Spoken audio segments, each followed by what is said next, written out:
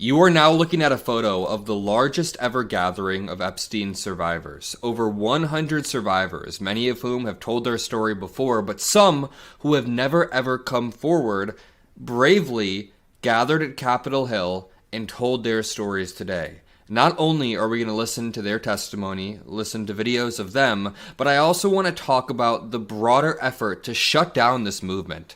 Not only shut down the release of the files themselves, but Donald Trump is actively trying to stop gatherings like this from happening. And people in his cabinet, people in his administration, were openly threatening Republicans who voted for this discharge petition. Let me explain, and then we'll dig into the survivors' stories. So we learned last night that the Trump White House was threatening GOP lawmakers if they signed Representative Thomas Massie's petition to release the files. They said it will be treated as a, quote, hostile act. This is not how innocent people act. This is how cover-ups get enforced. Dave points out, a hostile act is a threat. So why would Trump feel threatened? Why would it be a hostile act towards him unless the answer is the most obvious one, that he could potentially be a major player in the very thing that they are investigating? I want you to listen to Representative Thomas Massie's answer when asked about this hostile act. Keep in mind, Thomas Massie is a Republican who is leading the charge, along with Representative Ro Khanna and a few other Democrats. So this is a Republican being asked, how do you feel about being a hostile act? But you're confident you'll get this answer? I'm pretty sure. I mean, it's a strong effort from the White House. They're literally calling it a hostile act to sign this discharge petition now. And I don't know if that's precedented in this country to have a president call legislators to say that they're engaged in a hostile act, particularly when the so-called hostile act is trying to get justice for people who've been victims of sex crimes. Justice for the survivors. That's what this is all about, as we'll see in one moment when we listen to these videos. But I know that Representative Massie is doing a good thing here, but it's just rich to hear a Republican claim that Trump is doing something unprecedented that kind of spooked him. Like, really? Were you there at all during the first 4 years or the first 6 months of this term? Everything he does is an unprecedented power grab. Let's watch this video. In this video is Annie Farmer, somebody who was abused by Epstein in his very early days. You can hear the pain in her voice as she says, why wasn't this properly investigated in the late 90s, early 2000s? Why did this go on for like a decade, over a decade and a half? Take a listen. My name is Annie Farmer, and I was 16 years old when I was flown to New Mexico to spend a weekend with Epstein and Maxwell. That same year, 1996, my sister, Maria Farmer, reported what happened to me there, along with reporting her own assault at their hands and their theft of sensitive photos of herself, of me, and our younger sister that she had taken for her work as a figurative painter. I am now 46 years old. 30 years later, we still do not know why that report wasn't properly investigated, or why Epstein and his associates were allowed to harm hundreds, if not thousands, of other girls and young women.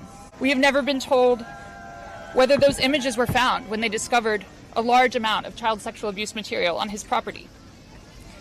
As a psychologist, I understand that when the systems meant to protect us recreate the abuse cycle, the betrayal that occurs can be just as damaging as the original trauma. This happens when survivors of these crimes are not believed, when our well-being is not weighed as heavily as those who have more resources or more privilege, and when perpetrators of these crimes are given a platform rather than the survivors of them. For so many years, it felt like Epstein's criminal behavior was an open secret. Not only did many others participate in the abuse, it is clear that many were aware of his interest in girls and very young women and chose to look the other way because it benefited them to do so. They wanted access to his circle and his money. Their choice to align with his power left those of us who had been harmed by this man and his associates feeling very isolated. I could never have imagined being here today and this chorus of support that we have all received. That was Annie Farmer. We have other survivor testimony in just one second, but something that she says here is very, very crucial. I know that we talk about this a lot in the context of the current administration, because the current administration is dropping the ball, lying to our face, and Trump keeps going on these weird tantrums online and on camera where he talks, he'll like yell at his own supporters, say, I don't even want your support. Then he'll go on Air Force One and talk about Virginia Giuffre at the Mar-a-Lago spa. He just keeps making it worse. That's why we talk about it in the context of this administration. But what Annie Farmer is describing here is a decades-long dereliction of duty on behalf of investigators in the United States. This is something that should have been investigated, needed to be investigated a while back. And the Trump administration is only the newest iteration of them dropping the ball, and I think the most clear iteration of them dropping the ball, because no other administration before this was so actively entangled in the personal life of Jeffrey Epstein. I mean, remember, Bill Clinton was friends with Epstein, but after he was president. So what I'm saying is, for these victims, and for us, it's like the most clear display of the Epstein dereliction of duty. Imagine being a victim of Epstein, seeing that he's best friends with Trump, being all around this environment, then 20, 30 years later, Trump becomes the president. Let's listen to Representative Robert Garcia breaking this down. He's been leading it, along with, I said Ro Khanna earlier, but Robert Garcia has also been doing a great job. I want to make sure we're giving credit to everyone. When you campaign for president and you demand and you say you're going to release the files, and you do this for years, and then you win and you completely flip-flop, that is a cover-up. We know that Pam Bondi has already told the president, and she's been clear, that he's in the files. It's been widely reported. And then we know that the president and Pam Bondi try to dismiss the files and not get them released. And so they have the power right now to get all the files out to the American public and to their supporters that they have betrayed over and over again. That release last night was a joke. The information was already public. We're demanding all the full files, and they need to comply with the subpoena immediately. The Trump admin has done almost 3 fake releases of the files now. They did one a while back where it was just influencers walking out with binders that were empty. Then they released a bunch of files that had already been released and that were largely redacted. Then they did the same thing yesterday, without releasing the real files. Right here, we have a perfect display of the problem. Now, I know what's on screen is a little bit messy, but I'm going to decipher this. We have CNN reporting on the Epstein survivors speaking out. They have Courtney Wild. We're going to listen to some of this in just 1 second. We have, over here, MSNBC, Epstein abuse survivors demand transparency. But if you notice, Fox News and Fox Business, they're talking about other things. We have a U.S. ambassador to NATO. Oh, I'm sure Fox News is always talking about how much they love NATO, right?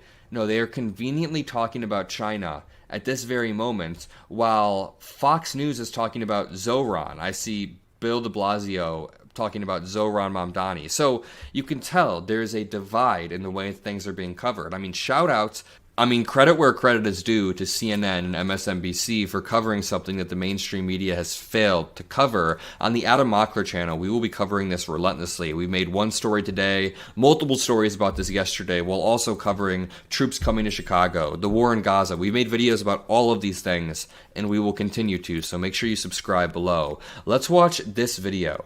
In this video, you see Epstein survivor Marina Lacerda giving her story. Worst part is that the government is still in possession right now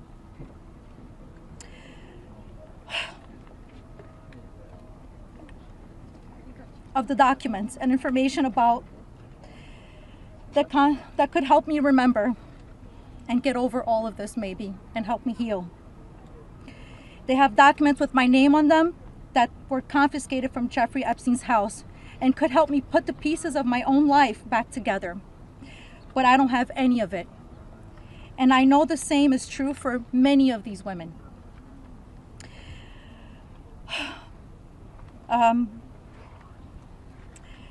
We are here to support this bill today, not only for transparency, but for the American people. But if the government is going to release these documents to the public, describing the crimes committed by Jeffrey Epstein and others, The least that they can do is give me my documents that they have about me. The other survivors deserve the same respect from our government. While identifying information must be redacted to the public, it is equally important to provide the victims themselves with unredacted information. I will never forget when the FBI agent showed up in my door in 2008. Jeffrey Epstein hired a lawyer to represent me, or more like to represent him, I like to say.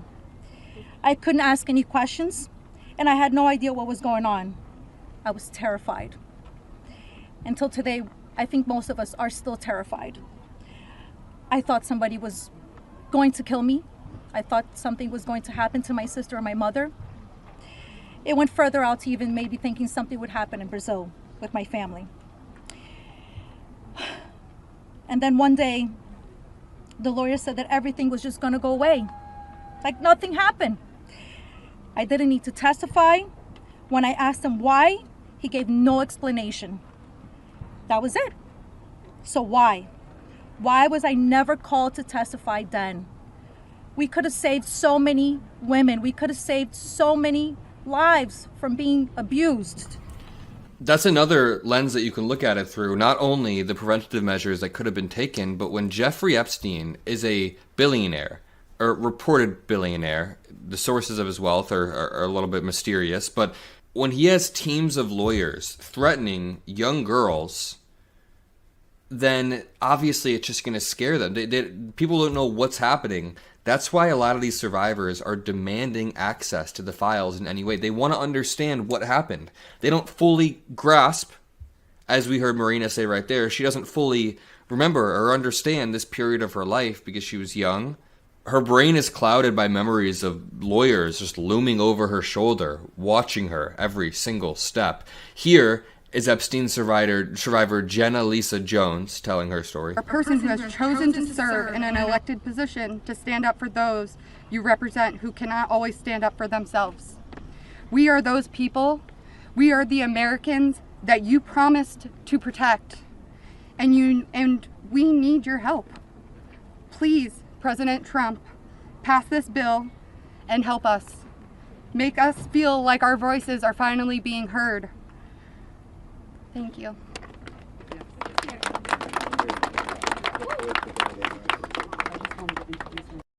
Again, this was a very large gathering. Aaron Parnas reports it is the largest ever rally of Epstein survivors happening right now on Capitol Hill. I see signs that say, "Stop protecting predators."